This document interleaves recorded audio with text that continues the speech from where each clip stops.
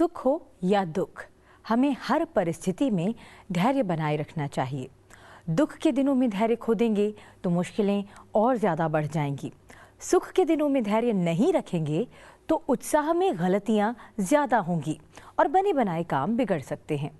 जीवन में सुख, शांति और सफलता चाहते हैं तो लक्ष्य बनाकर काम करें और असफल होने के बाद भी धैर्य के साथ फिर से प्रयास शुरू करें, तभी सफलता मिल सकती है। सुप्रभात, मैं हूं आपके साथ शालिनी खंडेलवाल। सबसे पहले नजर मुख्य गतिविधियों पर।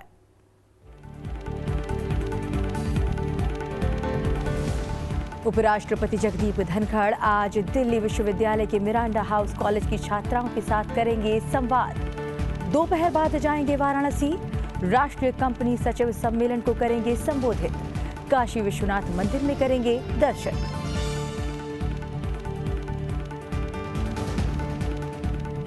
एशियाई पैरा खेलों में भाग लेने वाले एथलीटों का प्रधानमंत्री नरेंद्र मोदी ने बढ़ाया हौसला। कहा, आप या तो जीत कर आए हैं या सीख कर, हार कर कोई नहीं लौटा। बोले, आपकी सफलता सभी के लिए प्रेरणा। खेल संस्कृति के रूप में भारत की प्रगति पर जताया संतोष। भारत में 2030 युवा ओलंपिक और 2036 में ओलंपिक मेजबानी के प्रयास से खिलाड़ियों को कराया अवगत।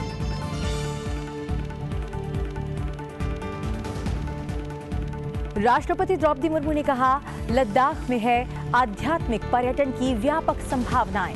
लद्दाख में प्रगति, शांति और समृद्धि के नए युग की हुई शुरुआत। लेह में आयोजित नागरिक सम्मान समारोह में लिया भाग। यूनेस्को के सृजनात्मक शहर के नेटवर्क में शामिल हुए कोझिकोड और ग्वालियर। नवीनतम सूची में कोझिकोड को घोषित किया गया राष्ट्र साहित्यिक शहर।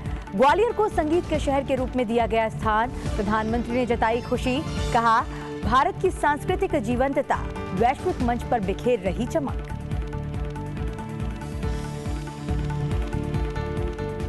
और क्रिकेट विश्व कप में आज लगातार 7वीं जीत के इरादे से उतरेगा भारत। मुंबई के वानखेड़े स्टेडियम में होगा श्रीलंका से मुकाबला। कल हुए मैच में साउथ अफ्रीका ने न्यूजीलैंड को 24 साल बाद वर्ल्ड कप में हराया।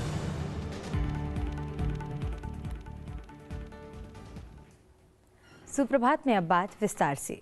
उपराष्ट्रपति जगदीप धनखड़ आज दिल्ली के मिरांडा हाउस कॉलेज के छात्राओं के साथ बातचीत करेंगे। सुबह करीब 10 बजे इस संवाद कार्यक्रम की शुरुआत होगी।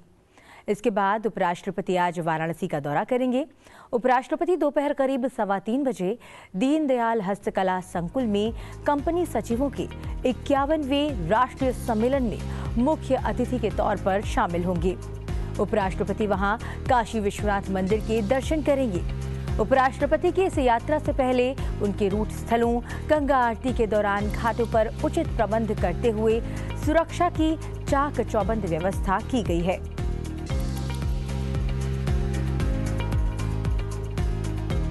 काशी विश्वनाथ मंदिर भगवान शिव को समर्पित सबसे प्रसिद्ध हिंदू मंदिरों में से एक है।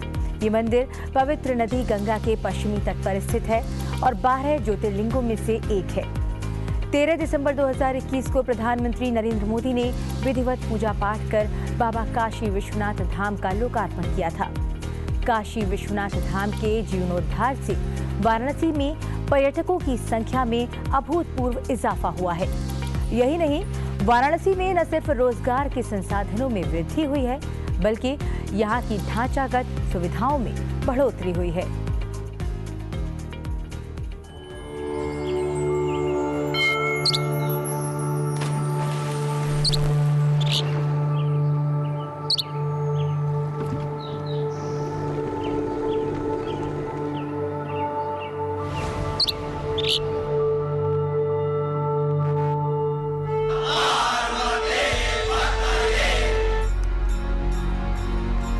ये है दिव्य, भव्य और नव्य काशी। विश्व के सबसे प्राचीन जीवंत शहर काशी की निरंतर प्रवाहमान संस्कृति की ये है अद्भुत तस्वीर, जिसमें विरासत के प्रति सम्मान भी है और विकास के प्रति प्रतिबद्धता भी। काशी की आत्मा अविनाशी है, लेकिन प्रधानमंत्री नरेंद्र मोदी के नेतृत्व में यहाँ के जन जन काशी की काया में निरंतर नवीनता लाने के लिए जी जान से जुटे हैं।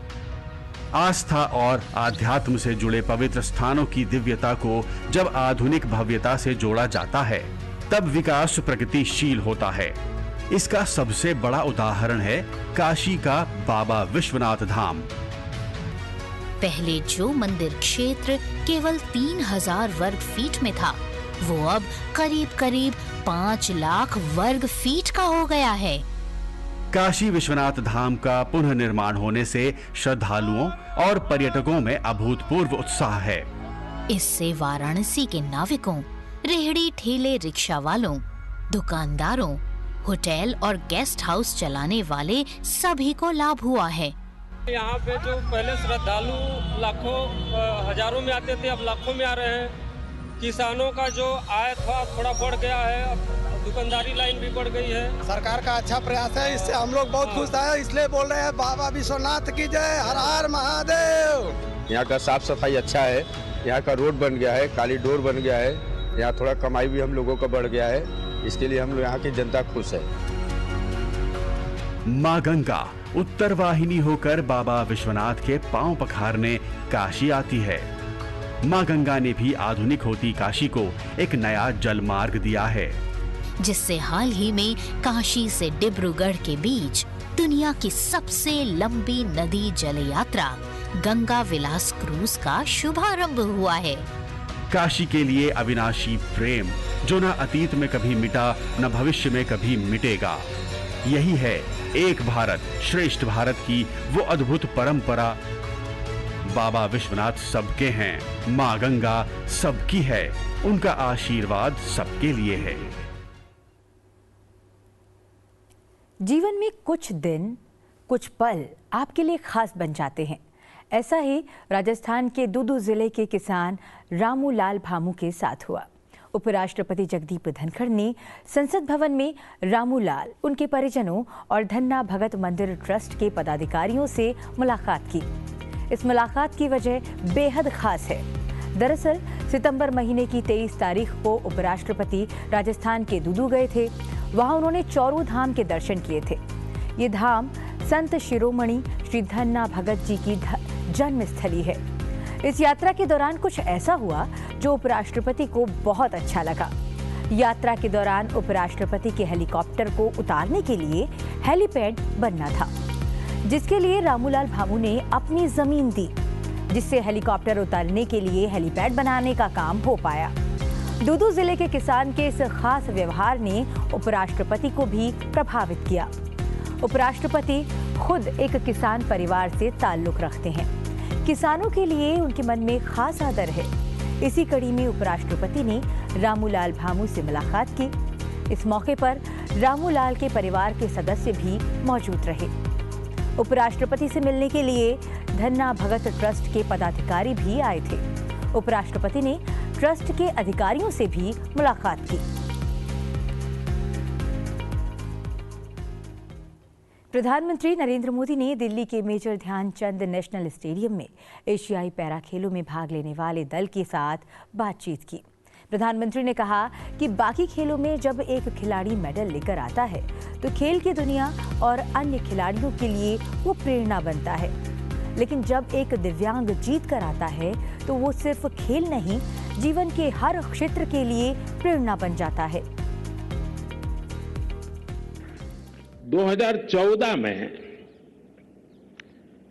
एशियन पैरा गेम्स में भारत ने जितने मेडल जीते थे, ये उससे भी 3 गुना ज्यादा है। 2014 की अपेक्षा हमें इस बार लगभग 10 गुना ज्यादा गोल्ड मेडल्स मिले हैं, 10 टाइम मोर। 2014 में हम ओवरऑल परफॉर्मेंस के 15वें स्थान पर थे, लेकिन आप सबने इस बार देश को टॉप 5 में ला करके रख दिया है।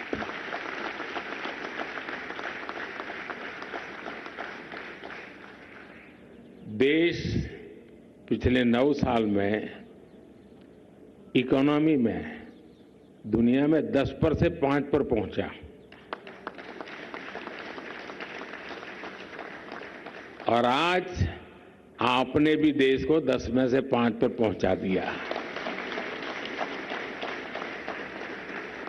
ये सब आपकी मेहनत का परिणाम है और इसलिए आप सब बहुत बहुत बधाई के पात्र हैं। साथियों, बीते कुछ महीने भारत में खेलों के लिए बहुत ही अद्भुत रहे हैं और उसमें आपकी सफलता ये सोने पर सुहागे की तरह है। भारत ने एशियाई पैरा खेलों में 29 स्वर्ण पदक सहित कुल 111 पदक जीते हैं। इन खेलों में भारत ने पदक तालिका के आधार पर वर्ष 2018 में अपने पिछले सर्वश्रेष्ठ प्रदर्शन की तुलना में 54% बेहतर प्रदर्शन किया है। इस कार्यक्रम में एथलीट, उनके कोच, भारतीय पैरालंपिक समिति के अधिकारी, भारतीय ओलंपिक संघ और राष्ट्रीय खेल महासंघों के प्रतिनिधियों ने भाग लिया। जब एक दिव्यांग विजयी होकर के आता है ना, तो सिर्फ खेल नहीं, जीवन के हर क्षेत्र की वो प्रेरणा बन जाता है। जीवन के हर क्षेत्र के लिए वो एक इंस्पिरेशन बन जाता है। निराशा की गर्त में डूबा हुआ कोई भी इंसान आपकी सफलता को देख करके खड़ा हो जाता है कि ईश्वर ने तो मुझे सब कुछ दिया है, हाथ, पैर, दिमाग, आंख सब दिया है। अरे ये कुछ कमी के बावजूद भी कमाल कर रहा है और मैं सोया पड़ा हूं। वो खड़ा हो जाता है। आपकी सफलता उसके लिए बहुत बड़ी प्रेरणा बन जाती है और इसलिए आप जब सफल होते हैं, आपको जब कोई खेलते हुए देखता है, तो वो सिर्फ खेल के मैदान तक या खेल की दुनिया तक सीमित नहीं रहता है। जीवन के हर क्षेत्र में हर किसी के लिए वो प्रेरणा का कारण बन जाता है और आपने वो काम कर रहे हैं। दोस्तों, बुधवार को प्रधानमंत्री नरेंद्र मोदी और बांग्लादेशी प्रधानमंत्री शेख हसीना ने 3 विकास परियोजनाओं का वर्चुअल तरीके से उद्घाटन किया। इसमें भारत बांग्लादेश को जोड़ने वाली 2 रेल परियोजनाएं, Akhaura Agartala cross border rail link, Mongla port rail line और मैत्री सुपर थर्मल पावर प्लांट की दूसरी इकाई शामिल है। पड़ोसी देश बांग्लादेश से भारत के मधुर रिश्तों में नया अध्याय जुड़ गया। दोनों देशों के बीच क्रॉस बॉर्डर रेलवे लिंक की 2 परियोजनाएं और बांग्लादेश में बिजली आपूर्ति की एक महत्वाकांक्षी परियोजना को प्रधानमंत्री नरेंद्र मोदी और उनकी बांग्लादेशी समकक्ष शेख हसीना ने एक साथ मिलकर उद्घाटन किया। इस मौके पर प्रधानमंत्री ने कहा कि दोनों देशों के संबंध निरंतर नई ऊंचाइयां छू रहे हैं। पिछले 9 साल में दोनों ने मिलकर जितना काम किया है, उतना काम कई दशकों में भी नहीं हुआ। आज जिन 3 प्रोजेक्ट्स का उद्घाटन किया गया है, उनका निर्णय भी हमने ही लिया था और इन्हें लोगों को समर्पित करने का सौभाग्य भी हमें ही मिला है। फ्रेंड्स, हमारे संयुक्त प्रयासों की सफलता के लिए मैं प्रधानमंत्री शेख हसीना जी का विशेष रूप से आभार प्रकट करता हूं। वहीं बांग्लादेश के प्रधानमंत्री ने कहा कि भारत बांग्लादेश के बीच तीनों प्रोजेक्ट्स का जॉइंट इनॉग्रेशन हमारी पक्की दोस्ती और सहयोग को दिखाता है। Inaugurate 3 projects.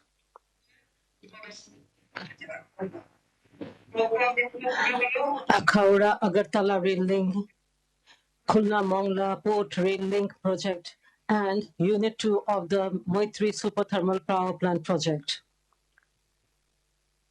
The joint inauguration of these important projects manifests the firm friendship and collaboration between our 2 friendly countries. प्रधानमंत्री ने कहा कि उन्होंने दोनों देशों के लोगों की साझा अपेक्षाओं और आकांक्षाओं को पूरा करने के लिए भारत बांग्लादेश ने अवसंरचना और संपर्क के विकास पर विशेष बल दिया है। इस वर्ष सब रीजनल कनेक्टिविटी के लिए भारत, बांग्लादेश और नेपाल के बीच बिजली के आदान प्रदान पर भी सहमति बनी है।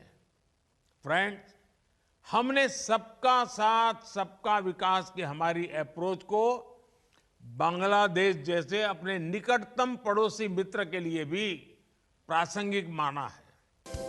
प्रधानमंत्री ने G20 समिट में विशेष अतिथि के रूप में शामिल बांग्लादेश के प्रधानमंत्री का आभार जताया। प्रधानमंत्री ने भरोसा जताया कि दोनों देशों के साझा प्रयासों से बंगबंधु के सोनार बांग्लादेश का विजन साकार होगा।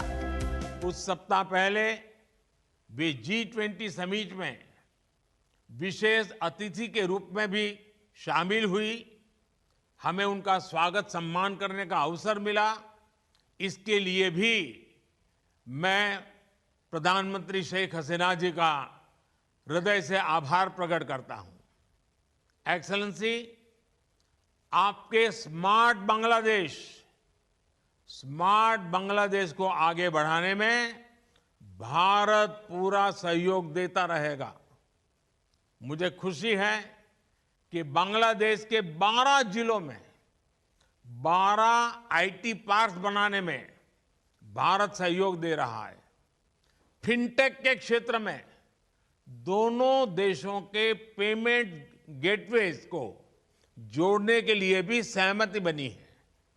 मेरा पूर्ण विश्वास है कि हमारे साझा प्रयासों से बंगबंधु के सोनार बांग्लादेश का विजन साकार होगा। Agartala Akhaura cross border rail link 15 kilometre लंबा है, जिसका भारत में 5 किलोमीटर और बांग्लादेश में 10 किलोमीटर विस्तार है। इस रेलवे लिंक के जरिए दोनों देशों के बीच व्यापार में बढ़ोतरी होगी, जो भारत बांग्लादेश के दोस्ताना रिश्तों को और मजबूत बनाएगा।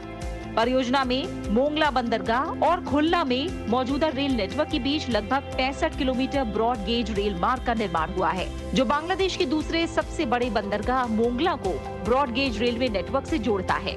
इनसे दोनों देशों के बीच व्यापारिक रिश्तों में न केवल मजबूती होगी, बल्कि बड़े पैमाने पर व्यापार भी बढ़ेगा। राष्ट्रपति द्रौपदी मुर्मू ने लेह में अपने सम्मान में आयोजित एक नागरिक कार्यक्रम में भाग लिया। इस अवसर पर राष्ट्रपति ने कहा कि लद्दाख में धार्मिक पर्यटन की व्यापक संभावनाएं हैं। राष्ट्रपति ने कहा कि लद्दाख में प्रगति, शांति और समृद्धि के नए युग की शुरुआत हुई है। उन्होंने कहा कि अब संरचना विकास, ई शासन, स्वास्थ्य सुविधाओं, आवास, महिला सशक्तिकरण और समावेशी विकास के क्षेत्र में व्यापक बदलाव हुए हैं। राष्ट्रपति ने कहा कि लद्दाख में स्पिरिचुअल टूरिज्म, एडवेंचर टूरिज्म और इको टूरिज्म के विकास की अनंत संभावनाएं हैं। यहाँ वेलनेस टूरिज्म या हेल्थ टूरिज्म के विकास की भी प्रचुर संभावना है। लद्दाख में स्पिरिचुअल टूरिज्म, एडवेंचर टूरिज्म और इको टूरिज्म के विकास की अत्यंत संभावनाएं हैं। कारगिल, सुरू, नुब्रा, लेह, जस्कर और द्रास सहित सभी क्षेत्र इतने सुंदर है कि उनका वर्णन करने के लिए विशेष प्रतिभा चाहिए, लेकिन यहाँ की सुंदरता का आनंद सभी को आकर्षित करता है। वर्ष 2020 में पद्मश्री से सम्मानित श्री चिवांग मोटू गावा जी ने लद्दाख में एडवेंचर स्पोर्ट्स के विकास को नई ऊर्जा दी है। ये पर्यावरण संरक्षण के प्रति भी बहुत संवेदन रहते हैं। उनके उदाहरण से अनेक युवा उद्यमी प्रेरणा ले सकते हैं। लद्दाख में वेलनेस टूरिज्म या हेल्थ टूरिज्म के विकास की भी प्रचुर संभावना है।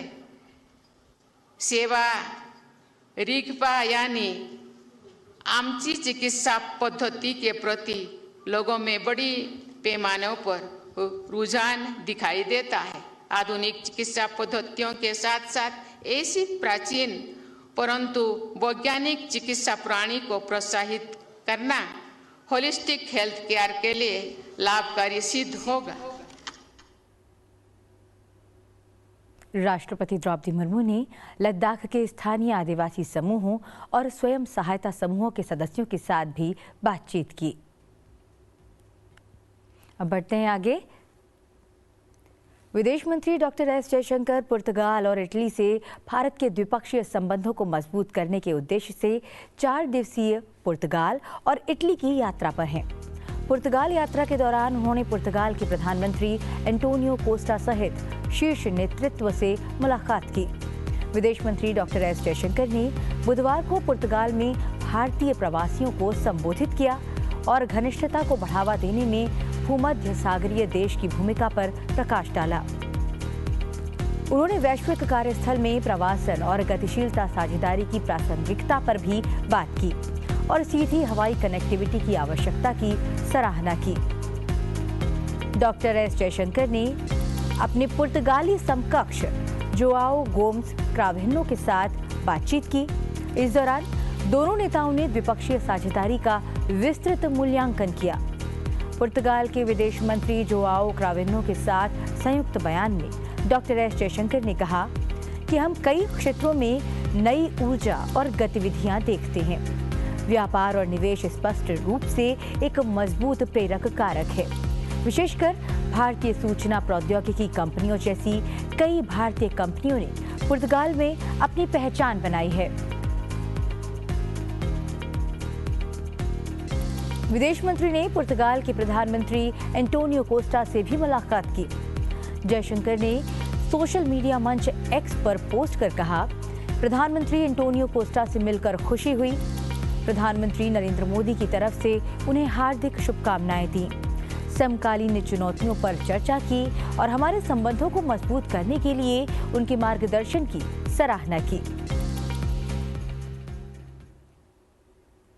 विदेश मंत्री डॉक्टर एस जयशंकर ने पुर्तगाली गणराज्य की असेंबली के अध्यक्ष ऑगस्टो सेंटोस सिल्वा से भी मुलाकात की और 2 लोकतंत्रों के करीबी सहयोग के महत्व पर चर्चा की।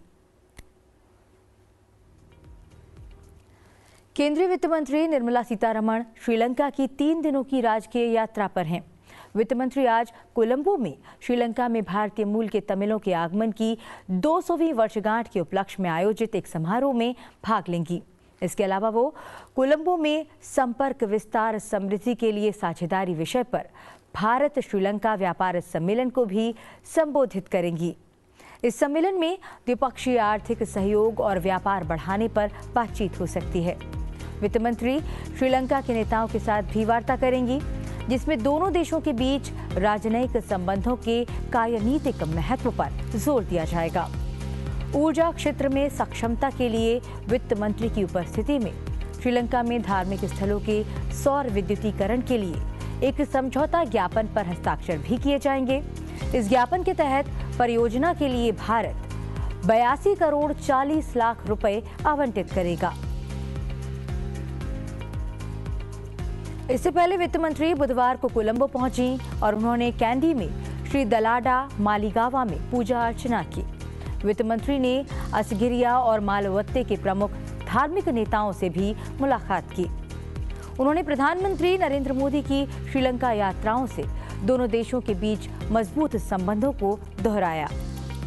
उल्लेखनीय है कि भारत ने पिछले साल श्रीलंका के आर्थिक संकट के दौरान उसे 4 अरब अमेरिकी डॉलर की अभूतपूर्व मानवीय सहायता प्रदान की थी।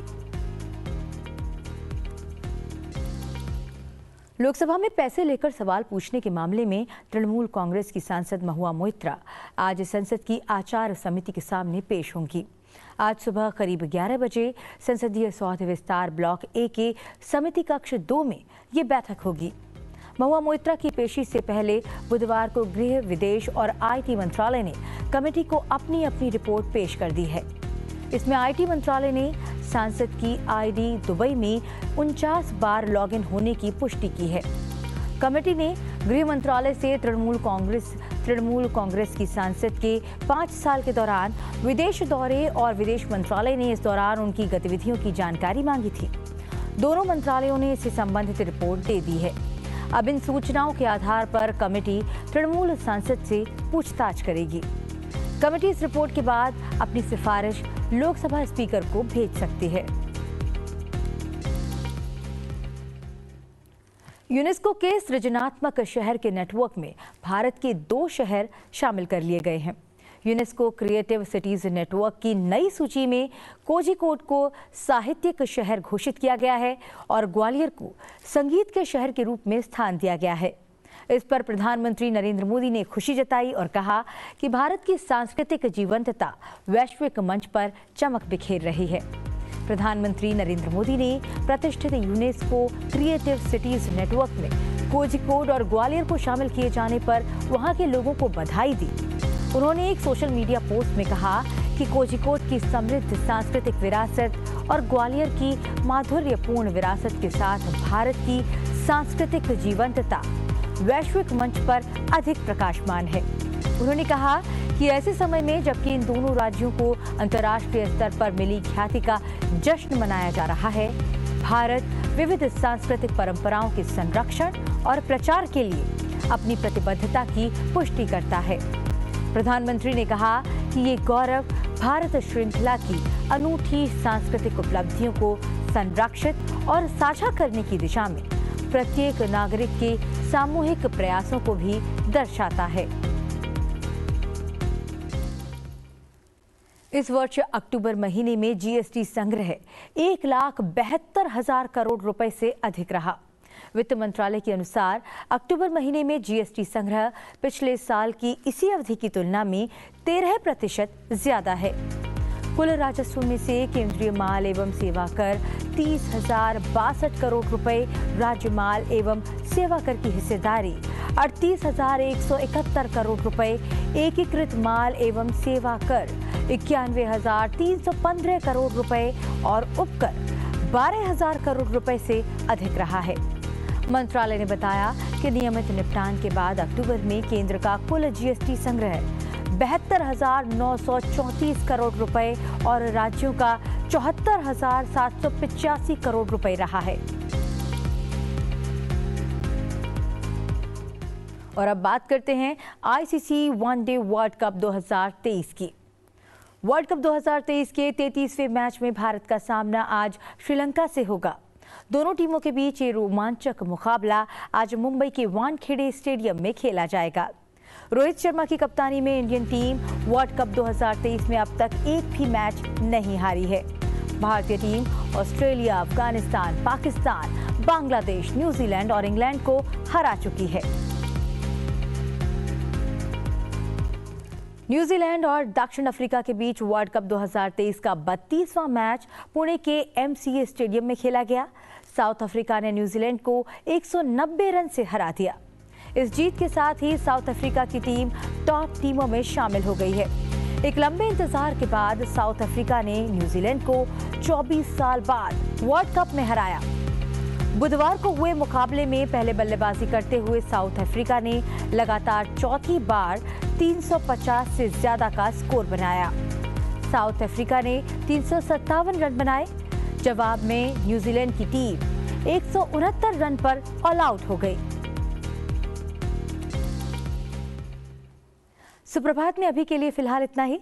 चलते चलते आपको छोड़े जाते हैं इतिहास में घटी आज के दिन से जुड़ी मुख्य घटनाओं के साथ। मुझे दीजिए आज्ञा, आप बने रहिए सनसेट टीवी के साथ।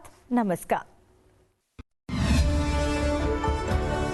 2 नवंबर साल 2013 में international day to immunity for crime against journalist यानी पत्रकारों के खिलाफ अपराधों के लिए दंड मुक्ति समाप्त करने के लिए अंतर्राष्ट्रीय दिवस मनाने की घोषणा हुई। संयुक्त राष्ट्र महासभा ने अपने 68वें अधिवेशन के दौरान प्रत्येक वर्ष इस दिन को मनाने का फैसला लिया।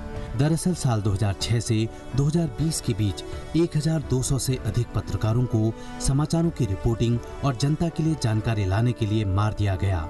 इस दिन को 2 नवंबर को चुनने का विशेष कारण है। इस दिन फ्रांस के 2 रेडियो पत्रकारों क्लाउदे वेरिलोन और गिसिलेन दुपोंत की माली में हत्या कर दी गई थी। 2 नवंबर साल 1833 को महेंद्रलाल सरकार का जन्म कोलकाता के पास पाइकपाड़ा नामक गांव में हुआ। महेंद्रलाल भारत के एक चिकित्सक, समाज सुधारक और वैज्ञानिक चेतना के प्रसारक नेता थे। उन्होंने शोध संस्थान Indian association for the cultivation of science की स्थापना की। वे कलकत्ता मेडिकल कॉलेज के दूसरे स्नातक मेडिकल डॉक्टर थे। अपने व्यावसायिक जीवन में उन्होंने उस युग के कई महान व्यक्तियों की चिकित्सा की थी, जैसे बंकिम चंद्र चट्टोपाध्याय, रामकृष्ण परमहंस, त्रिपुरा के महाराजा। 2 नवंबर साल 1699 में जीन बैप्टिस्ट सिमोन चार्डिन का जन्म फ्रांस में हुआ। वे 18वीं सदी के महान चित्रकार थे। चार्डिन ने कुल मिलाकर 200 से अधिक चित्रों को चित्रित किया। खेलने वाला बच्चा चार्डिन का पसंदीदा विषय था। उन्होंने अपनी चित्रकारी में सरल लेकिन खूबसूरत बनावट वाले स्थिर जीवन का समर्थन किया और संवेदनशील रूप से घरेलू अंदरूनी शैली के चित्रों को चित्रित किया। चार्डिन अपनी चित्रकारी में रसोई की नौकरानियों, बच्चों और घरेलू गतिविधियों को दर्शाते थे।